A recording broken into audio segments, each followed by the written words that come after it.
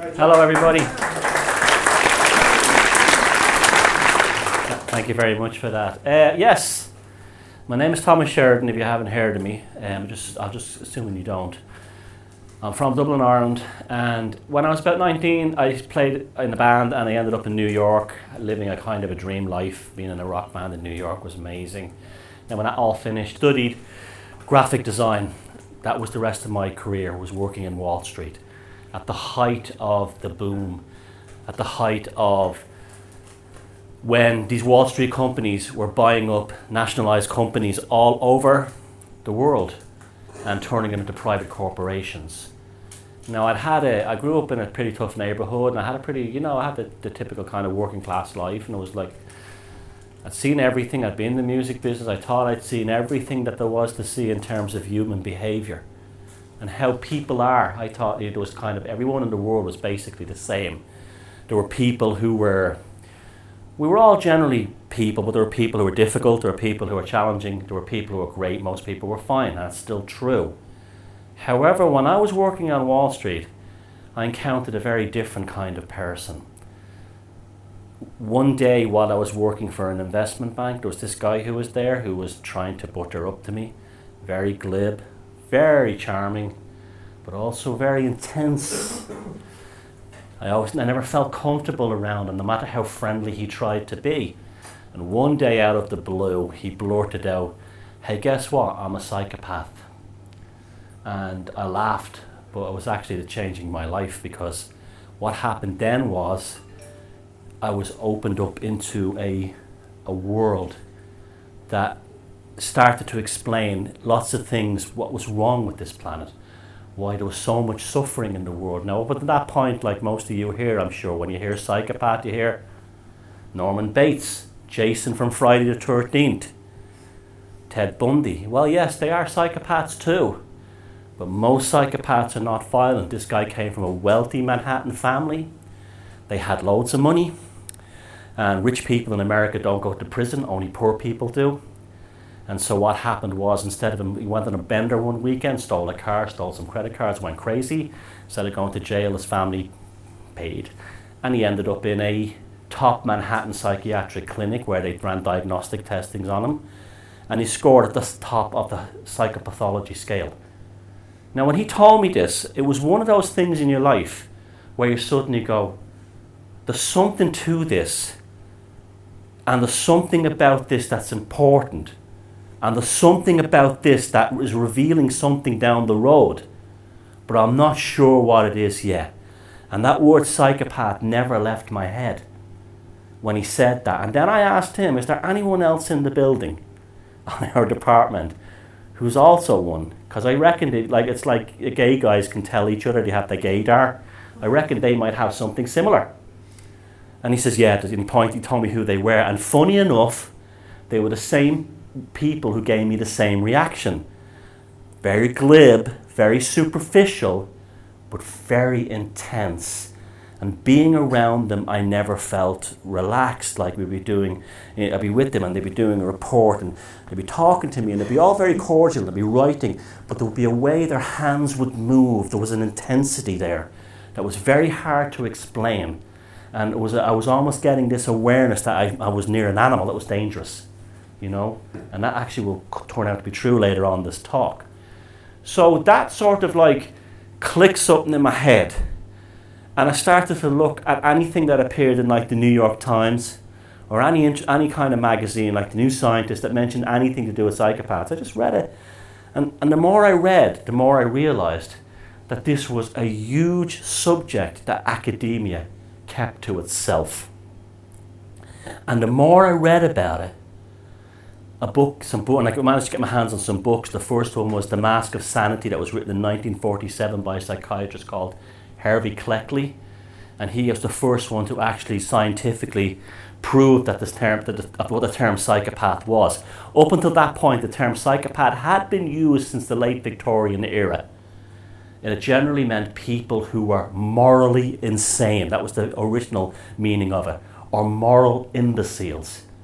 I'll explain this in a bit. And he actually came up with the description of a psychopath as being a person who has a sense of internal personality chaos, which they cover up by being a mimic of somebody else.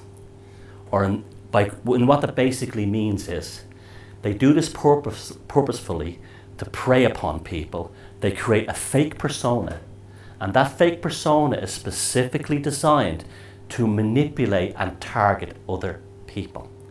And you don't know that they exist until they reveal.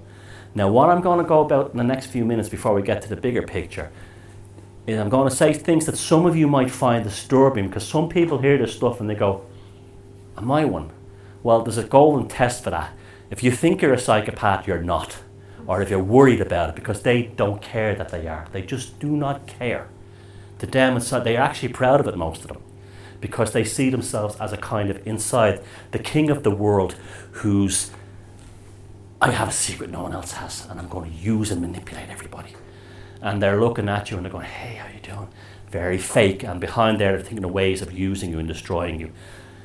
And this may trigger memories of people that you knew in your life, a crazy relationship, someone that you knew that was very disruptive in your family. And I'm going to trigger these memories. Now remember, don't automatically think that they were a psychopath. And the more I started to realize and read about these things and read these books like Without Conscience by Dr. Robert Hare, who's the world's leading foremost expert in psychopathology at the University of British Columbia, the more it was like, okay, this is starting to make so many sense to me about like things that happened in Ireland during the Troubles when I was growing up, and why people could do this and have no conscience. And it started to dawn on me, just like they already knew this in academia, but they never really told us, that approximately 1% of the human race in the Western world are purely psychopathic. They're like a different species that lives amongst us. They're a different kind of human being. And then when you go up into big business, corporations, the top of media, it's about 4%. So even where they were clustered, it's still quite small. But if you're, say, 30 or 40 and you've had a normal life, working jobs, load of relationships, the usual bullshit you deal with in life, the chances are you'll have met at least one. And you may not have known it. And then as I developed this thing, I started to think to myself, well, how come I was never told this? I was told about schizophrenics, I was told about bipolar, autistics, I was told about everything. But this one thing that was the most dangerous of them all, and the most dangerous because they're good at hiding. And remember, it's pathology. That means they're dangerous, they're pathological. How come we were never told this? And then I started to think about politics and politicians, how they changed their personalities like that to get voted. How politicians don't feel like, so many politicians, when you see them on TV, especially when you meet them in the flesh, if they're coming around looking for your vote, they don't feel like other people. You don't have the same rapport with them. And then you kind of think to yourself, oh, well, maybe because they're of a different social status than me, they're very well educated. But even if they're not, they feel different. Certain people in media and stuff like that. And it started to dawn on me then that the Western civilization functioned in such a way that these pathological individuals were given the upper hand over the rest of us. And this was the problem with Western society.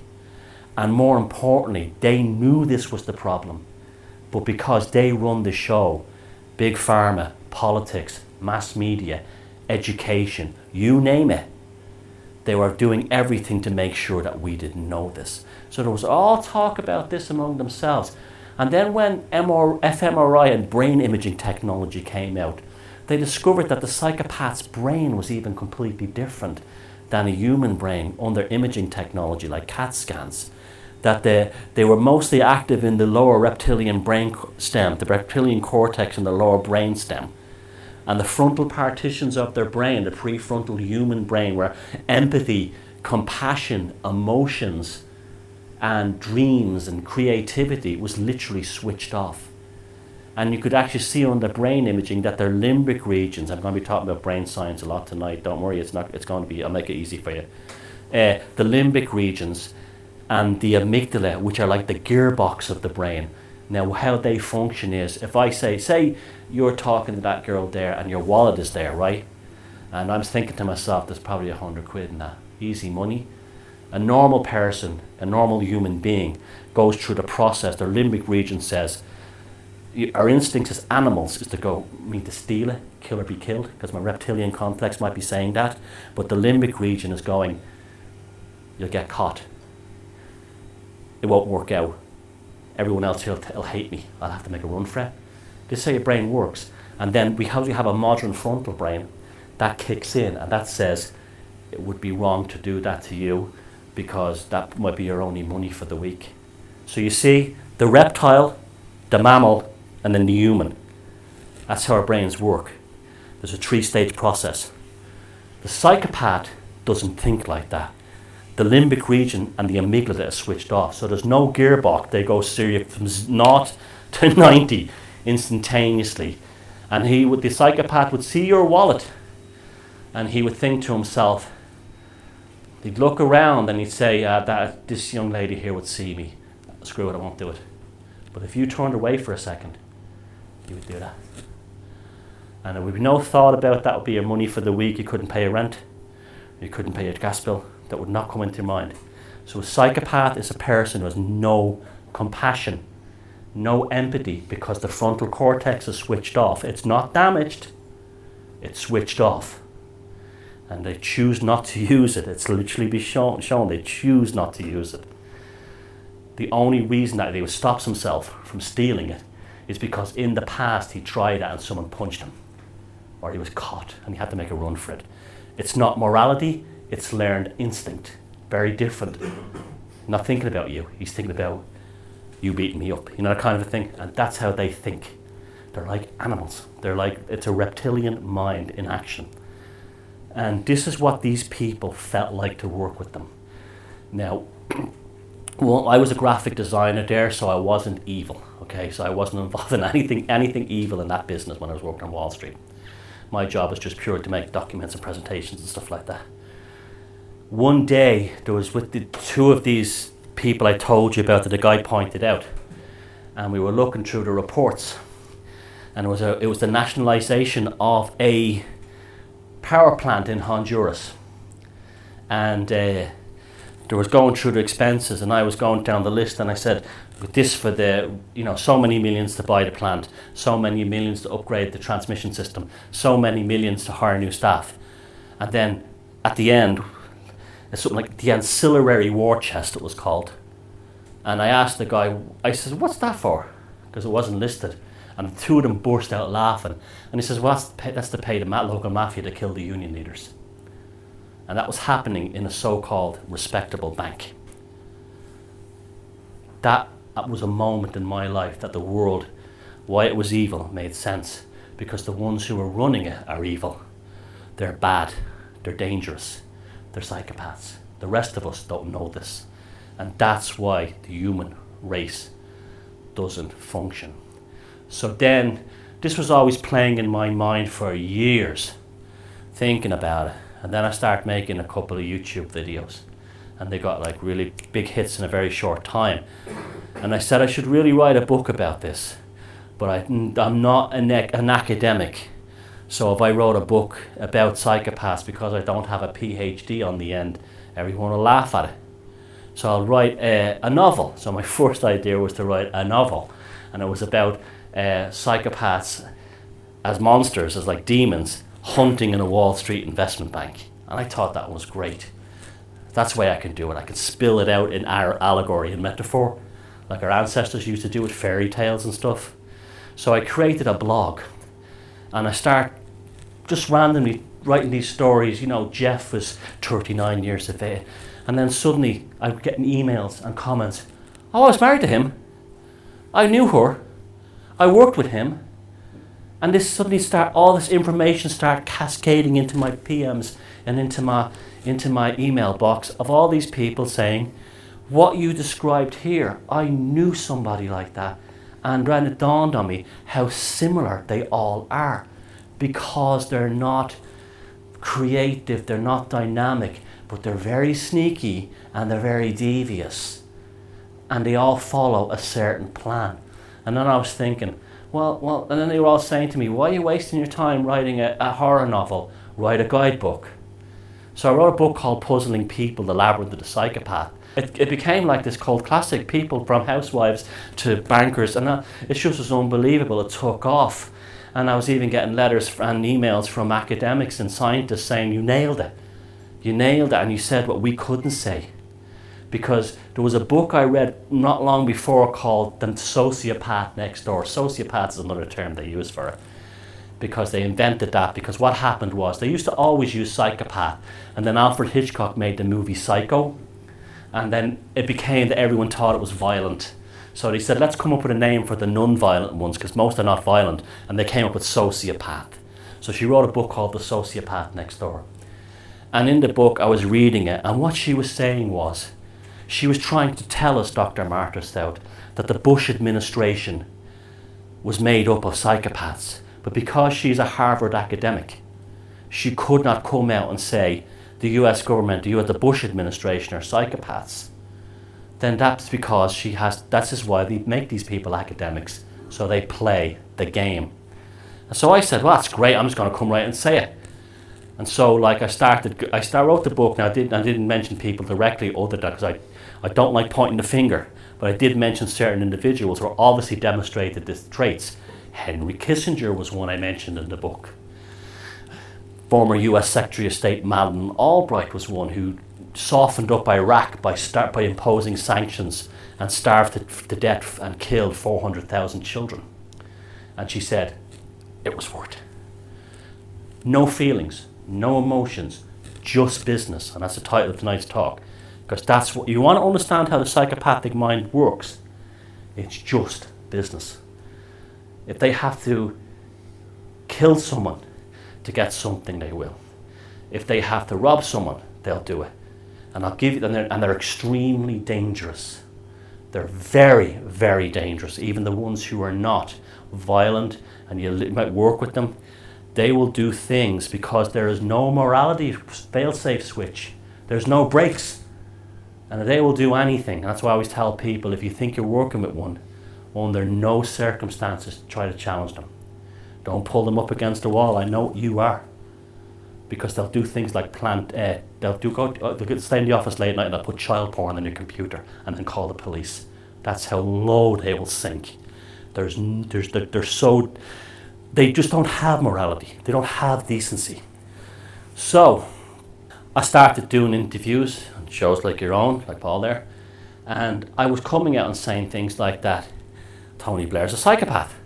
He absolutely demonstrates that perfectly. He seems to have no real personality.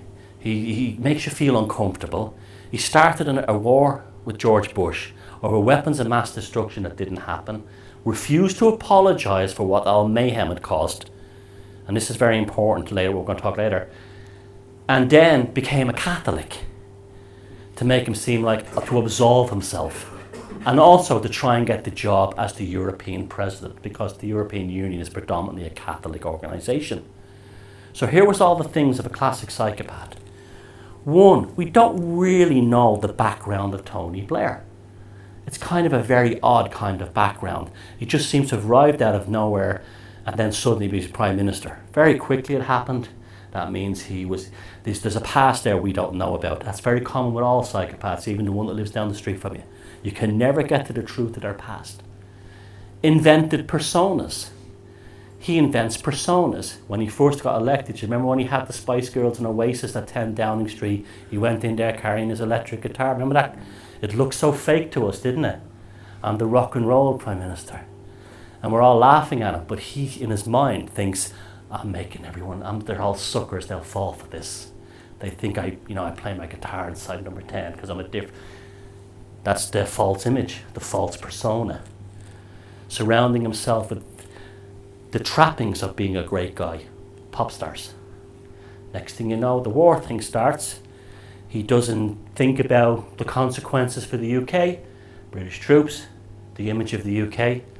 He wants to help George Bush because he sees the winning team. Psychopaths always go for the winning team. Their hyper impulsivity. Whatever they think will get them to win, they'll go for it. So he goes into the Iraq war thing, the weapons of mass destruction, it's all fake, it all turns out to be a nightmare. he doesn't apologize for the mess that he's created. That's another thing. You will never get a psychopath ever, ever, ever to say sorry.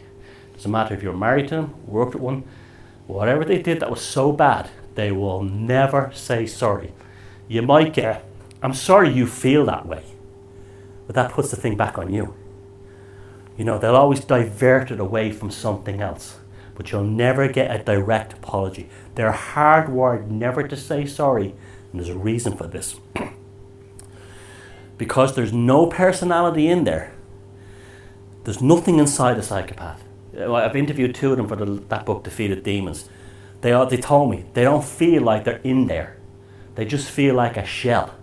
They feel empty inside. And when they hear people talking about emotions and feelings, to them that's like, what are you talking about?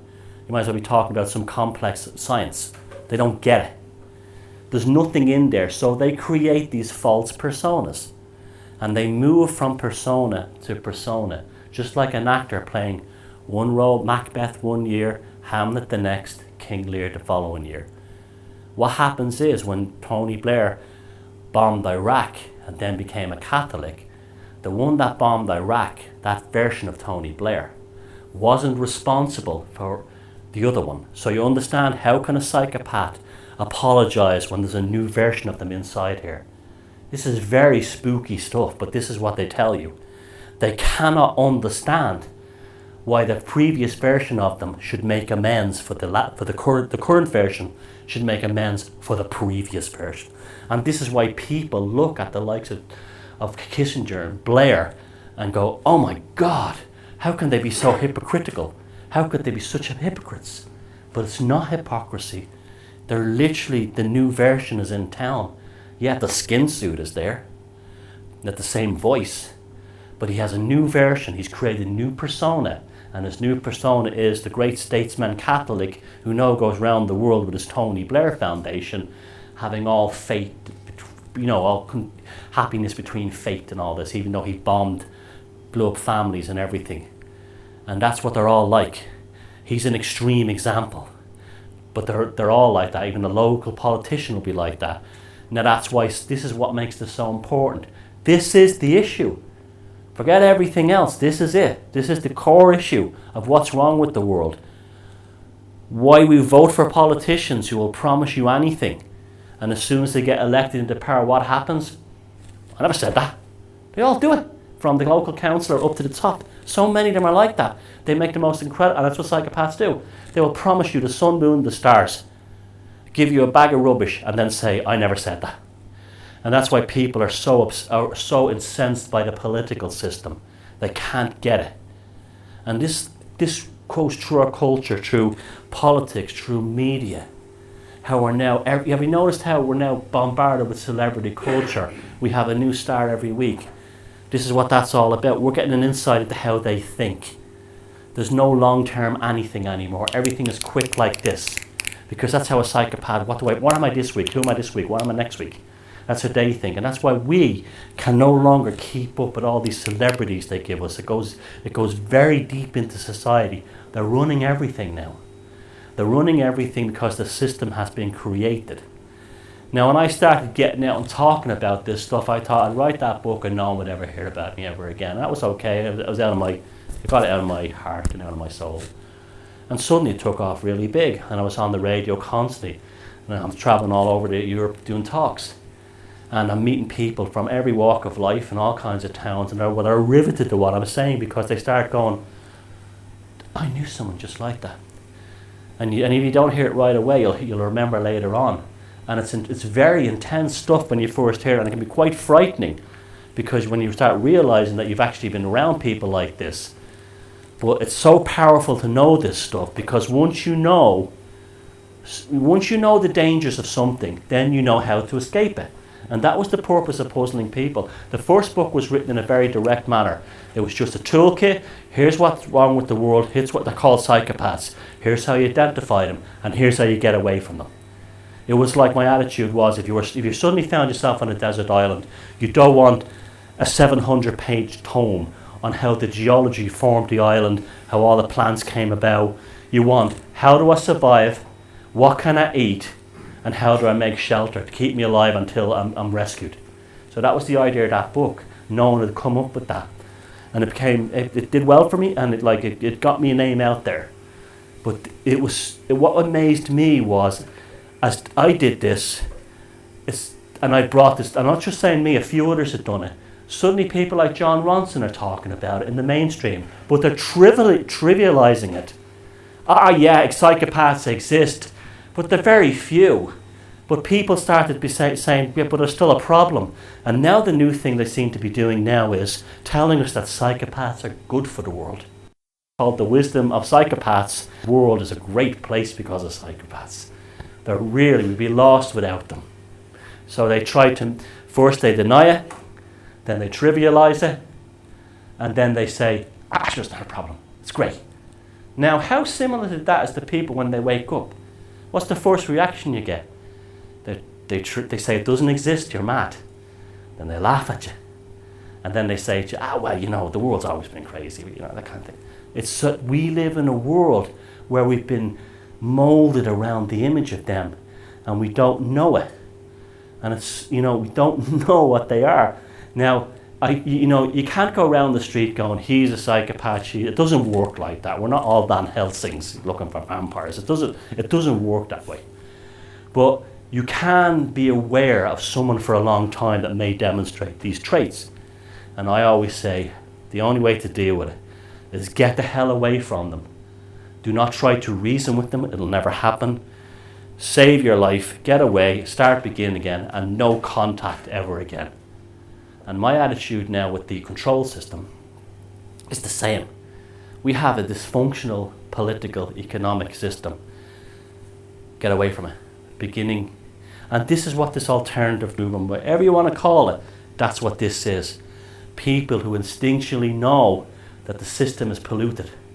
And that's why we're breaking away, having meetings like this, reading new kinds of literature, learning about etymology, learning about symbolism, learning about gardening, learning about organic foods and all kinds of things, because we are somehow breaking away.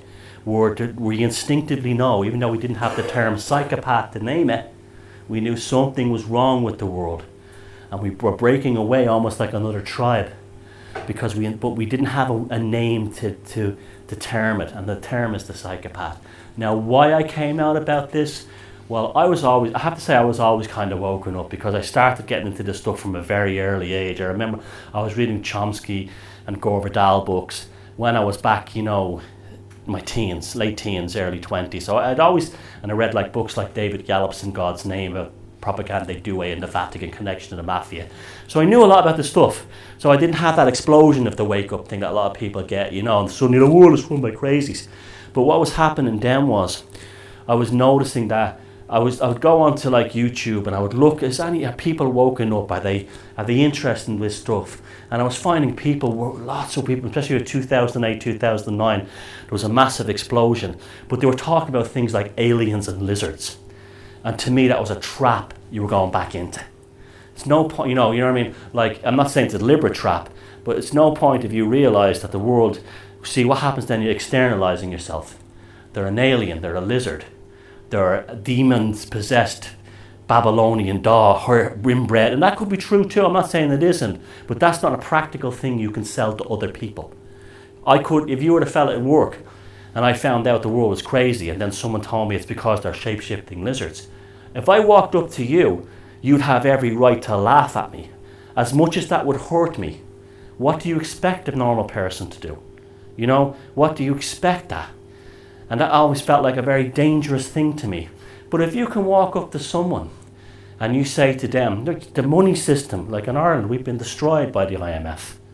I can walk up to people in Dublin or any Irish city and I'll say, isn't it disgusting what happened? And they go, yeah, why are they doing that? And I would say, well, because they're psychopaths. And they say, what's a psychopath? People have no conscience, they're only interested in business, and they'll do anything to get it. Really, and they're interested. That's a very different thing than walking up to someone and saying they're aliens from the Draconian Nebula. But it happened to friends of mine, and they were really hurt by that, and they realised later on that, oh my God, I should have kept my mouth shut. Or else they watched like really bad conspiracy films, and they saw stuff that could be easily disproven, even if the conspiracy was true. You have to remember, they're very clever.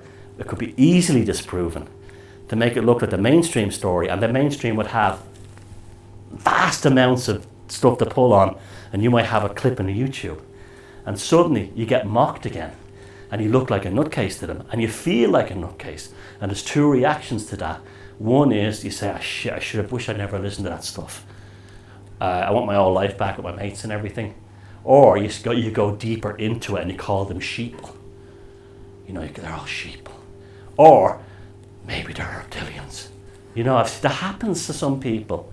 And the really bad ones who are really ridiculed of you, you might say they're psychopaths. That's why we can't have witch hunts.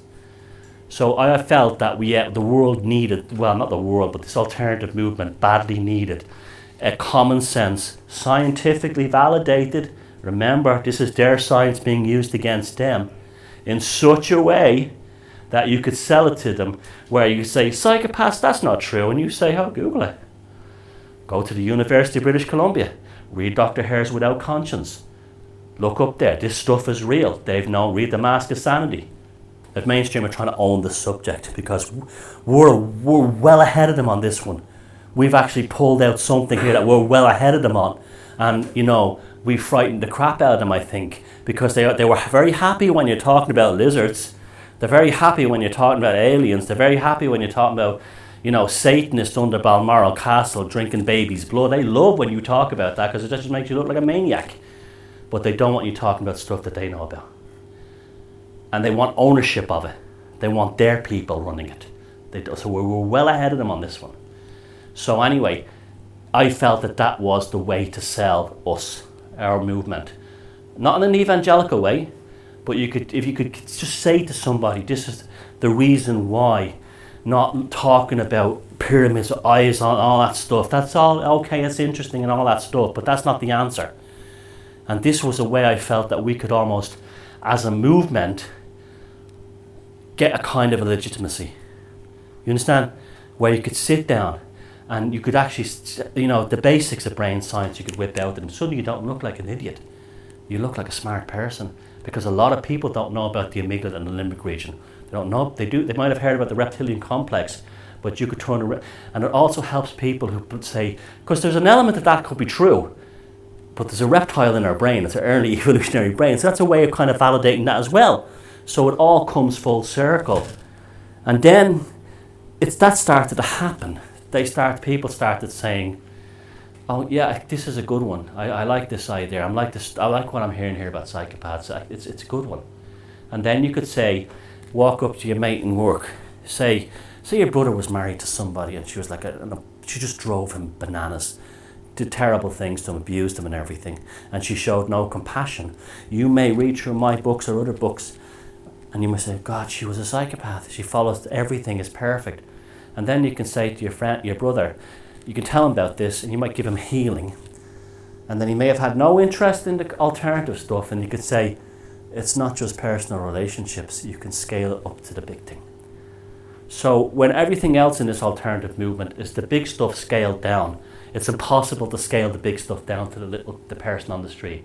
But if you can find a frame of reference that someone in their life has suffered abuse by one of these people, or worked with them or knew them, you can then scale that up to the control system.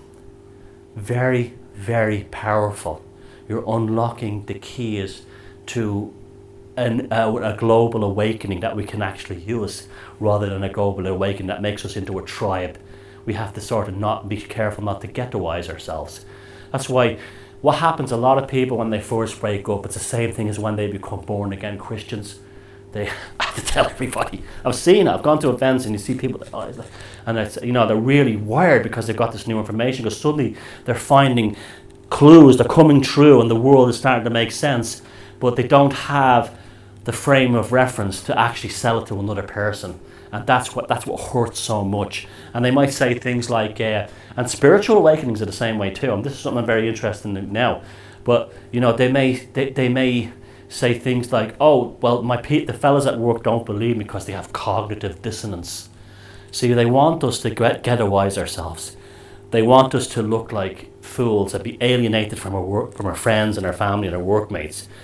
because that's how psychopaths think. They're very big into smear campaigns. For instance, if I was in a relationship with you and we broke up and I was a psychopath and I got money off you or something, right? I got your house, because that's the only reason they go into relationships, right? The first thing I would do is, when it was over, right before it was over, I would film rumours. I would tell you she's an alcoholic. She's an alcoholic. Don't say she's an alcoholic. You may never touch a drink in your life. You understand? So when I jump ship with your money, you're shocked from that to begin with. But at the same time too, you're hearing these terrible rumours about you, and you're too busy trying to defend your humanity to these people. I'm gone. I'm run away. That's what they use the smear campaigns for. Look over here. Now you look at the politics and how the media works. They're always running smear campaigns to take your eye off the ball. And you in this country, right now in the middle of one of the best ones ever, well, one of the worst ones I've ever seen. All these TV stars are all being pulled up and sensationalized. It's who's next, you know? It's like Paul O'Grady said, it's Andy Pandy next, you know? One Mr. Ben. It's one after the other, all these 70 stars. There's two reasons for that. One is to destroy your faith in your culture. And that'll make you, you know, was everyone we grew up with a paedophile? Is my whole life gone? Did it mean nothing? And then the Euroborg comes to get you. So they destroyed our culture in Ireland in a different way. But that's what they're doing here with you guys. Two things. The other one is to hide bigger crimes. So when everyone's all in a tizzy over some TV star from the 70s and the media's having their frenzy, that is to take the eye off the ball of something else they're doing. And I can guarantee you right now, the British government is doing something really intense, and it's all been hidden behind these tabloid headlines. I don't know if they're demolishing you're selling off your NHS on the side, looking for another war, but I can guarantee you, you will wake up one day and the NHS will be gone, and everyone will say, how the hell did that happen? It happened because you were all going crazy over Max Clifford or Rolf Harris. They made you the magician's sleight of hand. That's what the psychopath does. It creates a diversion. So you're too busy worried about something else. It creates smear campaigns, so you cannot get your act together. So by the time the change has happened, it's too late. And you're too busy trying to, well, how come we didn't form a people's movement to do this? Where'd this come from? You understand? And then it's too late, because why? The media was filling the news with all these celebrity stories of all these washed up celebrities from the 70s. Only a psychopath thinks like that. Only a psychopath has that kind of mind. Because a normal person would say, if we had normal politicians and they said, okay, we really can't afford the NHS right now, a lot of old people, what do? Well, we tell the truth to the people. We say the NHS is approaching bankruptcy, okay? There's a choice here. Some kind of, we raise your taxes just to pay for that, or we do something else. We offer up a kind of private insurance plan. We're trying to help you save it. No, they won't see it that way. They'll just see the profit of selling these hospitals and all these other centres off. That's all they'll ever see. So that's how a psychopath thinks. The psychopath is very impulsive because of testosterone. Psychopaths seem to have high levels of the hormone testosterone. The hormone testosterone leads to impulsivity. They're very impulsive. This is often what gives them away. They're also addicted to adrenaline and to the hormone, the neurotransmitter dopamine. And I'm going to give you an example of that. There's a thing called Duper's Delight. It was actually named by Robert Hare at the University of British Columbia. Where studying psychopaths in the clinic, he noticed if they got away with something, there was a smirk. And he said it was like an autoferal impulse. That's what I called it. But that's what I described it as. No matter what, if the psychopath got their way and duped you, you got this. A smirk. Now lots of people smirk. Doesn't mean you're a psychopath. But they always do it. They've always got this, so many of them, when you start looking at their photographs, the smirk on their face, like this shit-eating grin, they call it, like screw you grin. And what causes that is, whenever they get their way, they get in a rush of adrenaline and they get a rush of dopamine. Dopamine is the same thing that happens, it's a pleasure hormone. When you're laughing and you're having a good time, adrenaline is exciting, it's a rush. And it affects the muscles in their face and somehow pulls the lip up on one side, depending if they're left or right-handed. The smirk, look out for the smirk. You see it in so many politicians, you see it in so many powerful media people. You'll see it in so many of their photographs. Like there was one thing where they had, what was the name of that thing here, where they had the Leveson inquiry, is that what it was called? Where they had the media all investigated and, you know, and I think was that the one where the newspapers were all found out to be, yeah. And there was one guy who was pulled up on that. I don't know what, I think he worked for the Express. He was found a large amount of money, but outside the courthouse he was like this. Well, he might have got found £40,000, but what he did was probably worth 30 years in prison. But he knew it, he got it. Those great stories I read about. You see, this is one of the great things about when I started doing this, there was nothing out there, there was very few books. So I started looking other places, and then I read things on profiles of serial killers and things like the Manson family. And I read this book on a guy who used to work the electric chair at Sing Sing prison in upstate New York. So he pulled the switch on loads of murderers and killers and stuff. And he said that you could always tell who the psychopaths were. They just didn't care. They would just walk up to the electric chair. They just didn't care. Sit in the electric chair. And he told one story of one guy who was a psychopath, and he said right before he was electrocuted, he stole the prison officer's cigarettes out of his pocket. Put them in his pocket. Went. Do you remember the movie Gangs of New York?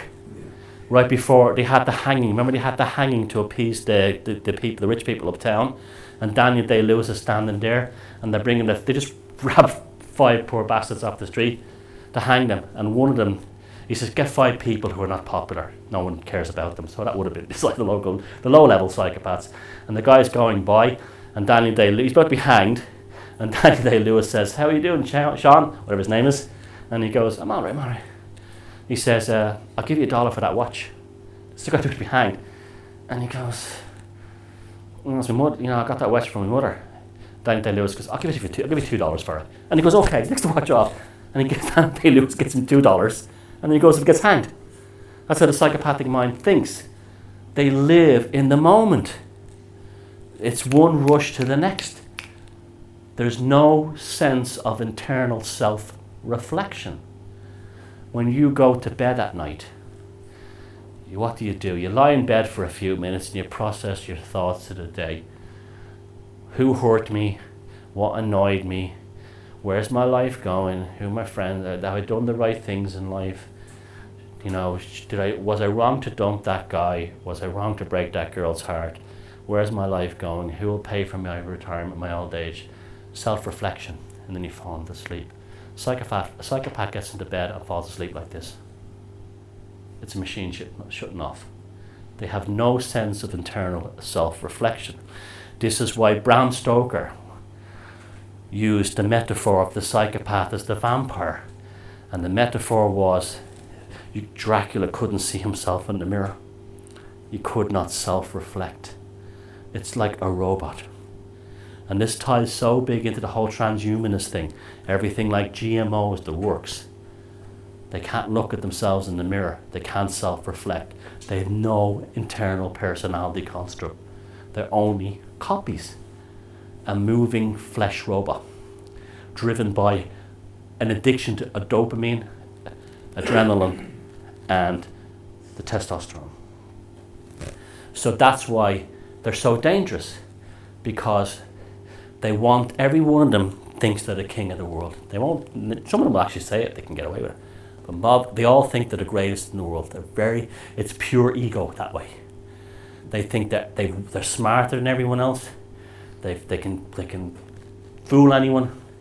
And that was why, if they were all, if all that was left in the world was, say, that the most 1,000 famous psychopaths, powerful ones in all the banks and everything, and they would all kill each other until there was one guy left standing on the pile of baddies going, yes.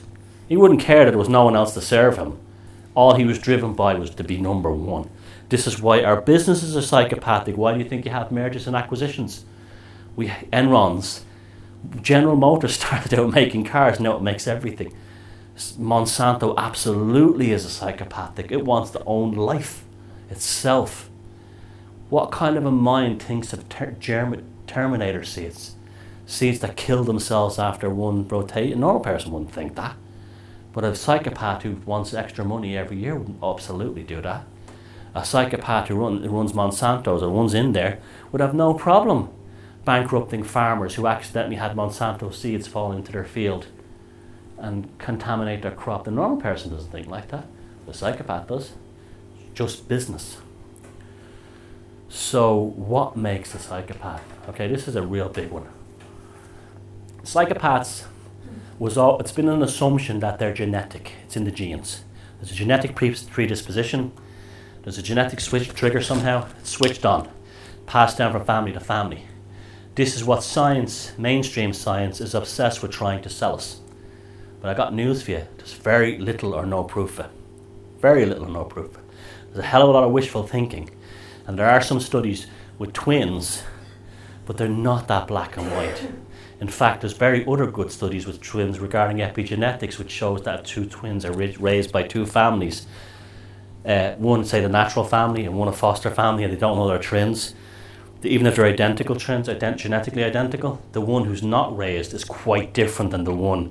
So you'll not have the same hereditary diseases because she doesn't know about them. This has now been, because it's called epigenetics, that you actually switch on gene sequences in your brain by your thoughts. There's now a neurological cause and effect.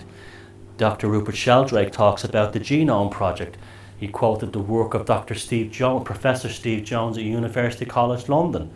The guy basically said their genes are not that important.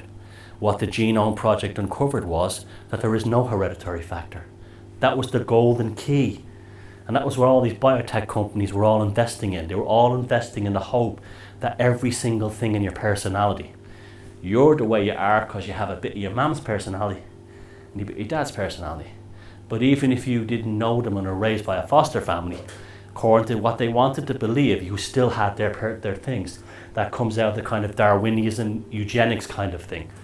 That's when you start looking into it, it's not there. It's not that cut and dry. So I'm not saying it's not genetic, but so far I'm not going to say it until the proof is in. It's not in. Even though it seems to run in these aristocratic families, it may not necessarily be genetic. It may be a cultural thing within that family.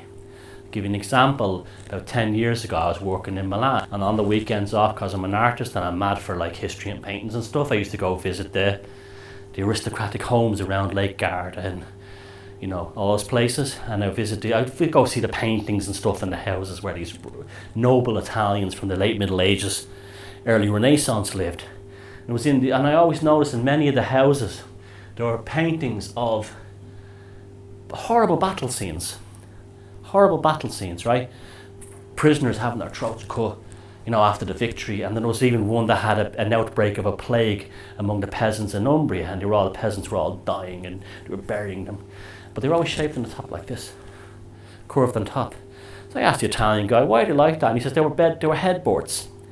They were beds. And when an Italian noble couple of the same tribe married, the same clan, they would give them a gift of a headboard for their conceiving their children, which would show the scenes of the sufferings of enemies. And they would also build them into babies' cribs. Now, would you grow up normal in a house like that? They were raised. I'll give you another example of that. When I was about 19, I met this girl, and she was really anti-fox hunting in Ireland. So she took me some hot fox hunting thingies, and I didn't really know what fox hunting was, except a bunch of Egypts in red coats going on horses. And then the first time I ever saw a fox hunt up close, it terrified the hell out of me. It's so violent in terms of noise and energy, the horns, the dogs going crazy, the sound of the horses, it's very intense. And there in the middle of it all, are two 9-year-old kids on a little pony with all this sensory, this sort of kind of like maelstrom around them. And then one of the things in Kildare we found, I saw the fox running and the dogs went after it, and then I heard on the other side of a hedgerow the fox being torn asunder. And the screams, it was like nothing I'd ever heard in my life. It was like the gates of hell being open. And that was bad enough. And then there was like a pub down the road, and they all would go down there for their gin and tonics. The kids got their lemonade, and I saw the two 9-year-old kids. Blood here, and blood here, and blood here. So what the hell is that? And it's called blooding. And what happens is they take the flesh of the fox, which is filled with adrenaline because of the terror it's gone through. They wipe it on the child's face, and because a kid's skin is so gentle, it can absorb. Often doctors, pediatricians will put medicine on kids' baby skin because it can get it in there. It's more safer than oral. So that death energy, whatever you want to call it, was absorbed into that child's body. That could explain why they're like this, why they're so cruel, along with things like they're raised in privilege. They think we're all scum. It doesn't have to be genetic. It could be sexual violence. They all go to these private boys' schools, and we all know what happens in the showers in Harrow and Eton. They lose their virginity to the older boys, usually in gang rapes and beatings. This may be why there's so much coldness within them. But there would also be real psychopaths in there too. But what this would be doing would be creating what I call proto-psychopaths. A proto-psychopath would be someone who's not a psychopath. Naturally, they're not born that way. But they may have become one. Say someone who was raised in a bad war situation. Like if you were a normal kid and a drone flew over and you saw your family blown up, well, wouldn't you want to become a bomber or something like that? Wouldn't you want to become a fighter? And wouldn't you be hard and hate Westerners and infidels? I saw it happen in Northern Ireland during the Troubles, Catholics and Protestants. You made that, they're normal people. If you could get them out of there, you could reform them. Or kids who grew up in tough neighbourhoods are often like that. And nasty, the kids who hang outside the off licence and stuff, and they can be seen very cruel, hitting the pensioners and stuff. They could come from terrible families. But if you get those kids and you can fix them, you can't fix a psychopath.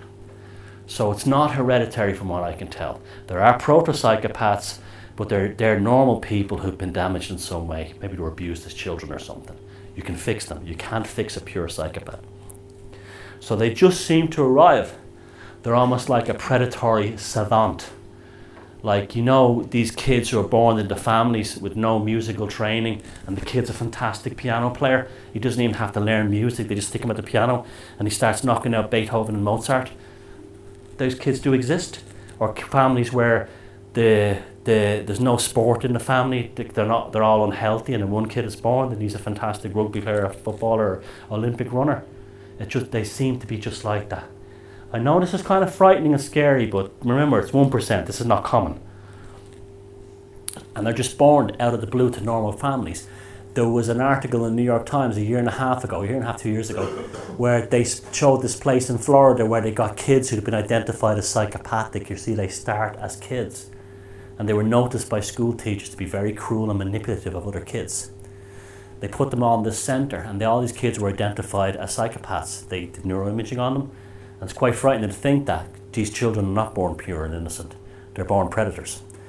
And they found that these kids had all the classic traits, how they manipulated, deceitful, devious, but they also would find out things that the family members were normal. They came from normal parents. There was no evidence of psychopathology in the grandparents as far as they could tell, and all their siblings were normal kids. It's so spooky. It's almost like a sort of if you're one of the people who believes that consciousness is not local to the human body, and our consciousness is literally just basically using our human body as a spacesuit to explore this reality, there's almost like, this could be something that really should be looked at. But there could be predatory consciousnesses. Why wouldn't it be? The universe is dualist. Positive, negative, male, female, up, down, black, white. It's all dualist, right? So why wouldn't it be positive consciousness, negative consciousness? Then there would be an evolutionary mandate to this. Very interesting. We could spend all night talking about this, but I'll just go, just another thing out there. So it's the psychopath, what caused them, we don't know. They just seem to ride its 1%. But it's that 1% can, one psychopath in his life or her life, remember there's female psychopaths too, can do unbelievable damage even if they don't get into a position of power. They can break 100 people's hearts. They can walk away from 10 families. They can leave a trail of misery, destruction and heartbreak behind them and walk around not a care in the world, not a care in the world. And other people are thinking, you know, his ex-girlfriend, he left her with 3 kids. She ended up becoming a nervous wreck and then committing suicide. And he doesn't give a shit. I've identified what the psychopath is. This is a real thing. Now, to believe me, there's a mountain of academic literature out there. This is the challenge that we as a species are facing. This is what's behind it all. These are a different kind of human being, but this is not a witch hunt because we're going to be smarter than them. But we're not going to go after them, tag them, identify them, put yellow stars on them. They do that to us. None of that crap. Not witch hunts, burning them, none of that stuff. We're going to literally, the only way we're going to survive this is by becoming aware that they exist, and that way they won't bother to go run for office. Because if everyone has this skill and knows what they're like, if there's any way a psychopath can be frightened, it's fear of exposure. Psychopaths are terrified. It's not a fear like they worry about it. Well, they do worry about it. It's more like an anxiety. But they're like an animal. They're like, imagine like a lizard running through the desert. It's looking up to see if there's an eagle nearby. Well, that's what a psychopath is like. They live in fear of detection. And the only reason they've been able to get so high up in politics and business and media is because our ignorance has been their power. And now we're learning about them. And they're going to say, shag it, I'm not going to run for politics. I'm not going to run for office because they'll know me, they'll see me. People will be aware. I'm already seeing it on the internet. Oh, he looks like a bit of a psychopath. I don't like what he got up to. He had a company that bankrupted and now he's like, you know, he says 4 or 5 bankruptcies behind him. He's had 2 wives, one of them died under mysterious sentence. You know, the other one ended up in a mental hospital. And people start thinking these things. They're not going to start running for office. We can actually, and as soon as we can identify this and say that's a psychopathic business model, they don't want that. They're really afraid of being found out. It's just like a vampire is afraid of the dawn. And the more I see this, and the reason why I do this, is because what Carl Jung said, we do not become enlightened beings by imagining happiness and light. We become enlightened beings by making the darkness conscious. So by going into the shadow of ourselves, the shadow of mankind, then we can start facing things and it's wrong. Every motif, every mythology always talks about the hero going into the labyrinth, into the cave, Orpheus in the underworld. You know, Dante's Inferno. These myths have lasted because they're telling us about us as people. They go in there, the Minotaur, into the cave. They identify the problem. They slay it, and then they come back into the world. As they step into sunlight, they're enlightened. So we're now going from, if you look at it, they say we compare it to the conspiracy mode. We first learned a few years ago that maniacs ran the system, that all the laws, everything was a lie, everything in the system was a lie. We went on to we went into the darkness. We looked around and now we realized it's the psychopath in the dark. Now we can come out of the darkness and we are now enlightened. We now have the language and the term and the work to use against them. And that's how we can enlighten the people. So that's the psychopath. It's not a witch hunt. Don't get paranoid. Don't diagnose yourself. We've all been idiots in our lives. We've all been creeps. We've all broken people's hearts. We've all done things we shouldn't. The difference between us and a psychopath is we feel bad about it. We don't like the fact we may have hurt or damaged somebody. We feel guilty about it. They don't give a shit. They just don't care. And when you put those people in politics and big business and media, that's the world we have today. Okay, thanks very much.